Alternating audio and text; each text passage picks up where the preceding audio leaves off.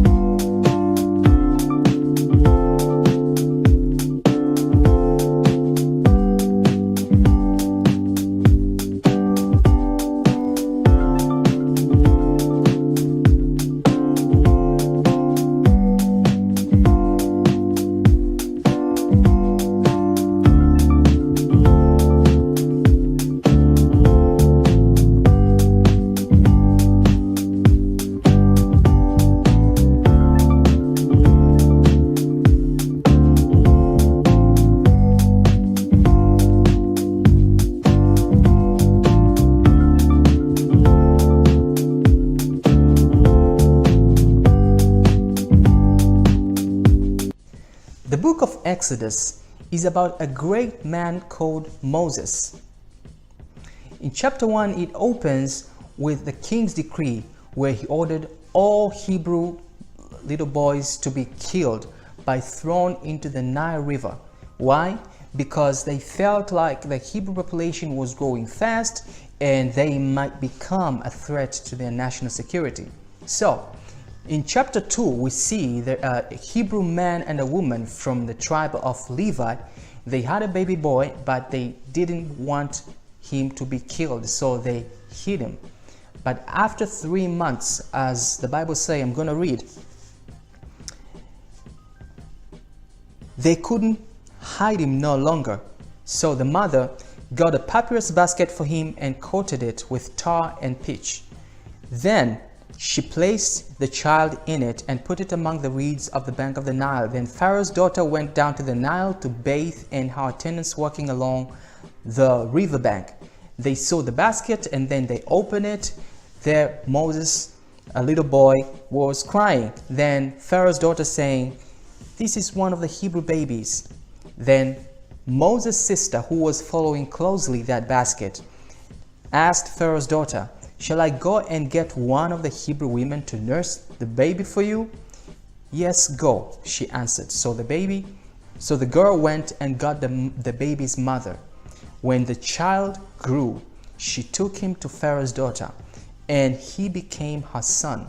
She named him Moses, saying, "I drew him out of the water." Fast forward, one day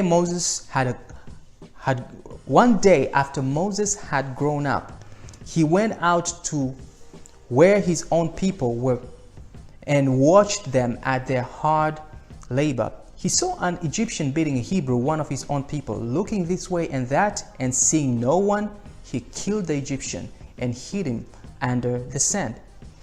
When Pharaoh heard of this, he tried to kill Moses.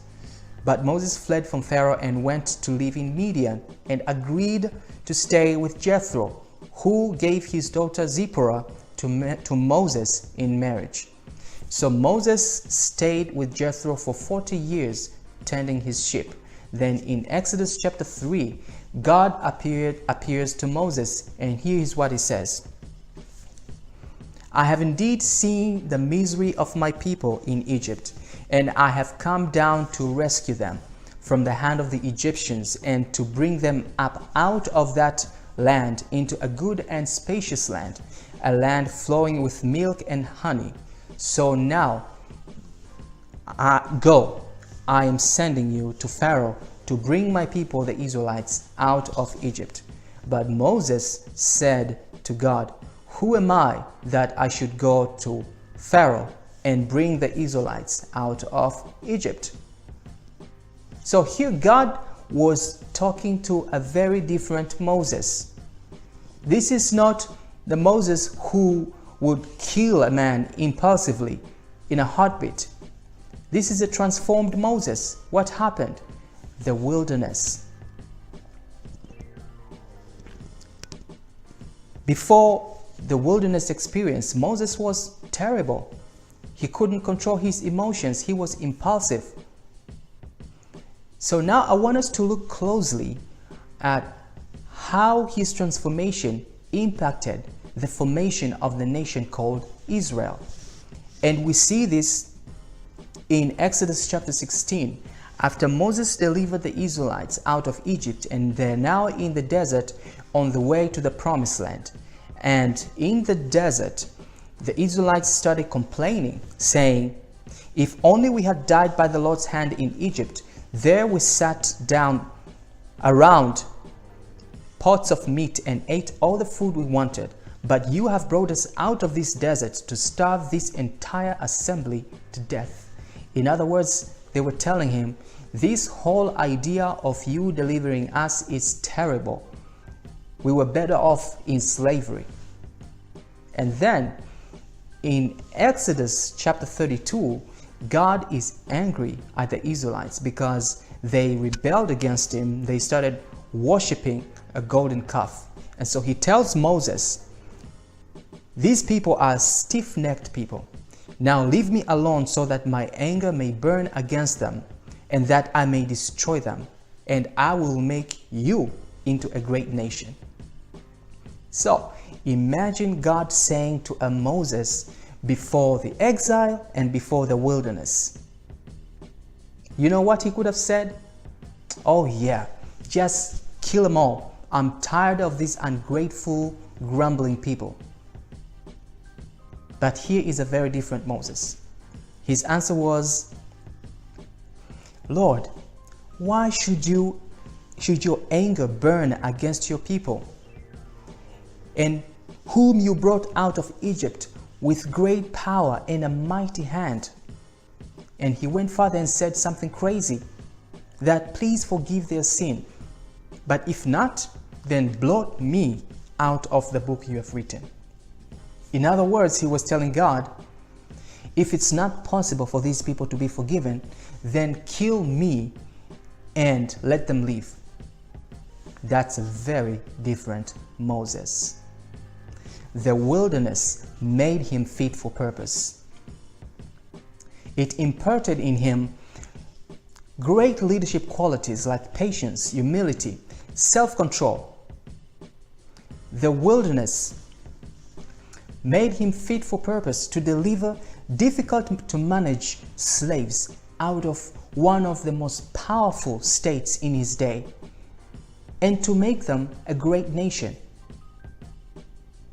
He could have done that without wilderness transformation. In the wilderness, Moses learned the art of negotiation. He learned to keep the cool head even when the fire is flaring all around. In the wilderness, Moses met God. He learned to do God's purpose, God's way. Before his transformation, he just killed one person and nothing changed a bit.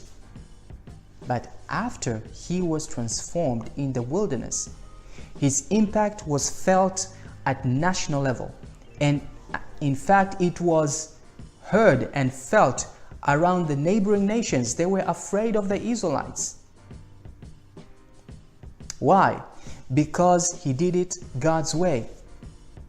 When he did it his way, he attacked the branch. But when he did it God's way, he dealt with the root of the problem. God's ways are far greater than ours. But no shortcuts. You can't get these leadership qualities in the classroom. You have to experience them. Imagine the situation where you're being criticized, or you feel the urge of asserting yourself, showing force, or letting people know who you are. That's a great and a golden moment for you to learn and gain these leadership qualities. Imagine if you were given power to decide who dies and who lives, and you react or you flare up to anything that you see or hear, you end up having broken communities. You end up having sick organization, broken nation. If Moses was like that, maybe we wouldn't have a nation called Israel today. So, you want to become an effective leader? Make good use of those wilderness experiences. How you react to those critical and humbling moments determines the kind of a leader you will become. Thanks for watching. Please subscribe to King's Tribe for more content like this, and if you've been blessed by this video, please remember to share. Until next time, God bless you.